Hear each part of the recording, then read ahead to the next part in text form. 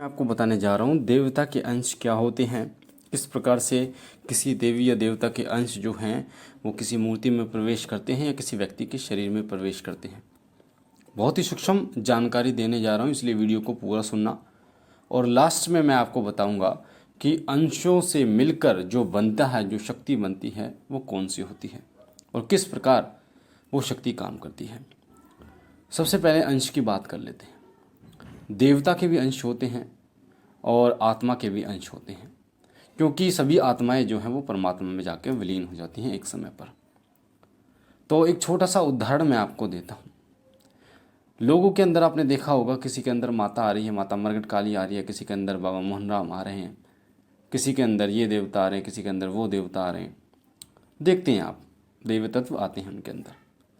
और उनका जो कहना होता है कि इनके ऊपर हनुमान जी आ गए, इनके ऊपर माता काली आ गई। स्वरूप भी माता का, जैसे माता काली है तो जीव निकाल के आती है, और जब हनुमान जी की सवारी आती है, लोग कहते हैं हनुमान जी आए हैं, तो वो बहुत ही उस उग्र वेग से आते हैं, यानी कि गाल उनके फूल से जाते हैं और जय श्री राम का नारा वो लगाते हैं। तो लोग हनुमान जी का स्वरूप मानकर उन्हें पूजते हैं और माता काली का स्वरूप मानकर उन्हें पूजते हैं। उसी तरीके से जब हम कहते हैं कि किसी नकारात्मक शक्ति को तुरंत नहीं हटाया जा सकता, उसका प्रभाव तुरंत कम नहीं किया जा सकता, इसका मतलब ये है कि वो कितने तत्वों को लेकर बैठी हुई है वो शक्ति। अगर उसके तत्व ज़्यादा होंगे, उसमें उसके अंश ज़्यादा होंगे, तो उसको निकालने में समय लगता है। इसे आप इस प्रकार से समझ सकते हैं। जैसे उदाहरण के लिए मैं आपको बता दूं, अगर कोई शक्ति अभी लगी है, कोई नकारात्मक शक्ति किसी व्यक्ति के शरीर में हफ्ते 10 दिन में लगी है, महीने भर में लगी है, तो उसे एक छोटा भगत भी साइड में हटा सकता है, उसको हटा देगा, झाड़े से हटा देगा या मंत्र से हटा देगा, उतारे से भी हटा देगा। पर अगर वही शक्ति, वही नकारात्मक शक्ति को 5 साल, 10 साल, 35 साल, 40 साल उस शरीर में हो जाए, तो क्या होगा?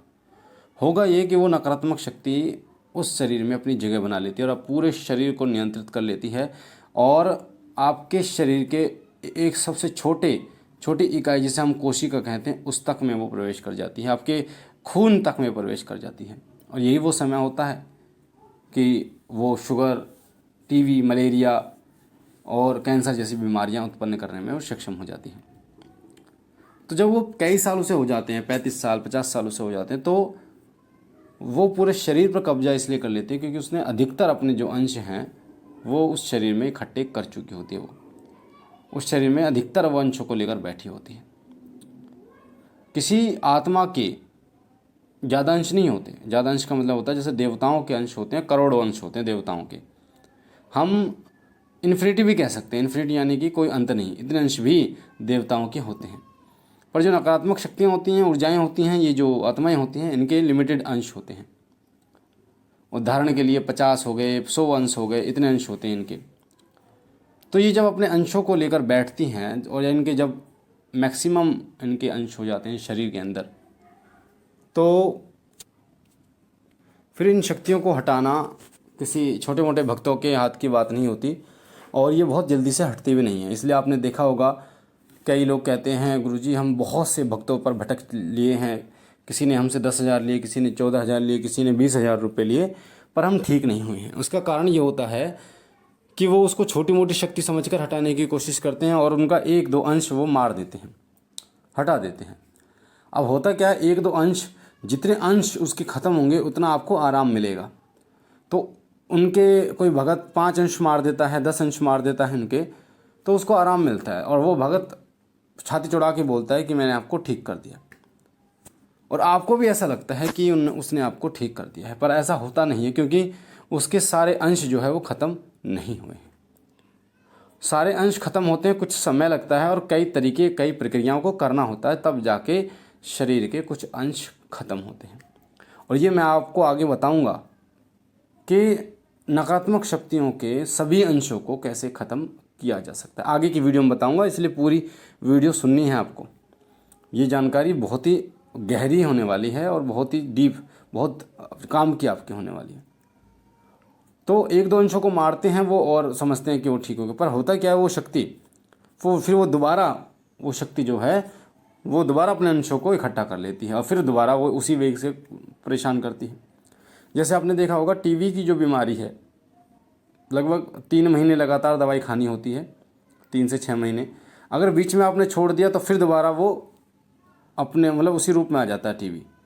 उसी तरीके से ये जो नकारात्मक शक्ति होती है, अगर आपने पूरी जड़ से ख़त्म नहीं की तो वो ये रूप ये धारण कर लेती है। अब बात करते हैं देवताओं की। देवताओं के अंश होते हैं करोड़ों या इन्फिनिटी होते हैं। इसलिए आप देखते हैं उसमें भी काली खेल रही है, उसमें भी काली खेल रही है, उसमें भी खेल रही है, और सभी अपना नाम काली बताते हैं। और काली जो माता हैं वो तो जगत की बहुत बहुत बड़ी देवी हैं। मैं आपको क्या बताऊं, आप इसे समझ सकते हैं कि कालों के काल महाकाल, जिस प्रकार से जिस समय पर ब्रह्मा विष्णु और इस संसार की उत्पत्ति हुई थी, उस समय ब्रह्मा और विष्णु जो थे उनके बीच में भगवान शिव खंबे के रूप में आकर प्रकट हुए और दोनों ने उनको नमन किया था। और उनको जब दोनों ने नमन किया तो तब भगवान शिव का पता चला कि भगवान शिव ना आदि है ना अंत है। उसी प्रकार कालों की काल महाकाल भी ना आदि है ना अंत है। तो माँ काली का स्वरूप बहुत बहुत बड़ा है। माँ काली पूरे संसार की सबसे बड़ी देवी हैं, सभी देवियों में इनका ही अंश होता है। तो जितनी भी देवियाँ होती हैं, जितनी भी कुल देवियाँ होती हैं, सभी में माता का ही अंश होता है। अगर आप मसानियों को लेते हैं उनमें भी इनका अंश होता है, योगिनियाँ लेते हैं उनमें भी इनका अंश होता है, यक्षिणियाँ लेते हैं उनमें भी इनका अंश होता है। तो इनमें सब में माता का अंश होता है। और ये सब जब शरीर पर आती हैं तो माता के रूप में खेलती हैं और माता का ही रूप बताती हैं। और आप देखते हैं कि जब मूर्ति की स्थापना की जाती है तो उसमें भी देवता का वो अंश जो है वो आकर स्थापित होता है। वो देवता पूर्ण रूप से स्थापित नहीं होता, उसका एक अंश आता है और वो अंश उसमें स्थापित हो जाता है, वही कार्य करता है। तो माता के या किसी देवता के जो वीर होते हैं, दूत होते हैं, उन्हें भी उनके अंश प्राप्त होते हैं। जो वीर होते हैं, दूत होते हैं, उन्हें भी उनके अंश प्राप्त होते हैं और वो भी उसी प्रकार कार्य करते हैं। जैसे हनुमान जी, अब हनुमान जी की सवारी तो किसी को आ नहीं सकती, ये संभव नहीं है। उनका जो वेग है वो किसी पर झेल नहीं सकता। बाली जो रावण को अपनी काख में लगा के 6 महीने भ्रमण किया था, उसने हनुमान जी जब बाली से युद्ध करने के लिए गए तो ब्रह्मा जी ने कहा कि बाली हनुमान जी से क्षमा मांग लो वरना तुम्हारा शरीर फट जाएगा। आधी ऊर्जा हनुमान जी की, आधी क्या 1% ऊर्जा भी ले ली तो हनुमान जी का वेग हम जैसे तुच्छ पापी मनुष्य कहाँ झेल पाएंगे। हमारा शरीर कहाँ इस लायक इस योग्य है जो हनुमान जी हमारे शरीर पर आएंगे। तो हनुमान जी के वीर दूत हमारे शरीर पर आते हैं, हमारे हनुमान जी के वीर आते हैं, दूत आते हैं शरीर पर और वही उद्धार करते हैं और वही कृपा करते हैं। और वो आते वो उसी देवता के ज़रिए हैं जिनकी आप वो उपासना करें। जैसे अगर हनुमान जी की उपासना करेंगे तो हनुमान जी की आज्ञा से वो जाएंगे, हनुमान जी की आज्ञा का पालन करेंगे पूर्ण। अगर माता काली की पूजा करेंगे तो माता के दूत, माता के सेवक, वीर प्राप्त होंगे माता के, तो वो भी माता काली की ही आज्ञा से आपको मिलेंगे और उन्हीं की आज्ञा का पालन करेंगे। तो ये तो रहा दूत कि दूत क्या होते हैं, ये आपको समझ में आ गया कि दूत जो है वो करोड़ों हो सकते हैं, जो अंश होते हैं वो करोड़ों हो सकते हैं किसी भी देवता के। अब मैं आपको एक बात बता दूं कि जैसे भगवान विष्णु हैं, उनके अवतार हुए हैं। अब भगवान विष्णु के अवतार भगवान राम हुए, भगवान कृष्ण हुए, फिर बाबा मोहन राम भी भगवान श्री कृष्ण के अवतार हैं। तो बाबा मोहन राम भगवान श्री कृष्ण का ही एक अंश हैं और भगवान श्री कृष्ण के अंश यानी कि ऐसा नहीं वो एक अंश नहीं है, उनमें भी हज़ारों अंश जो है बाबा मोहन राम में भगवान श्री कृष्ण के हैं। तो उसी प्रकार भगवान अवतरित होते हैं और अपने भक्तों पर कृपा करते हैं। तो अब किसी भी नकारात्मक शक्ति के सारे अंशों को ख़त्म करने का तरीका ये होता है। जैसे उदाहरण मैं आपको हनुमान जी का देता हूँ। आप बालाजी गए, बालाजी में आपको दिक्कत थी, जो भी दिक्कत थी, ठीक है, आप ओसारा बना के लेके गए या आपने नारियल उतार के लेके गए।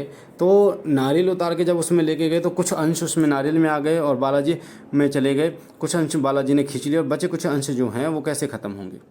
वो ख़त्म होंगे जब आप बालाजी की जोत जलाओगे घर में अखंड, जब आप पालन करोगे, नियमों का पालन करोगे, जब आप हनुमान चालीसा या मंत्रों का जाप करोगे, तब वो अंश जो है वो धीरे धीरे बालाजी के दूत खींचते रहेंगे, शरीर से खींचते रहेंगे, एकदम ख़त्म नहीं होंगे पर पीड़ा आपके धीरे धीरे ख़त्म हो जाएगी। जो पीड़ा आपको होती थी वो पीड़ा नहीं होगी, उससे कम होगा।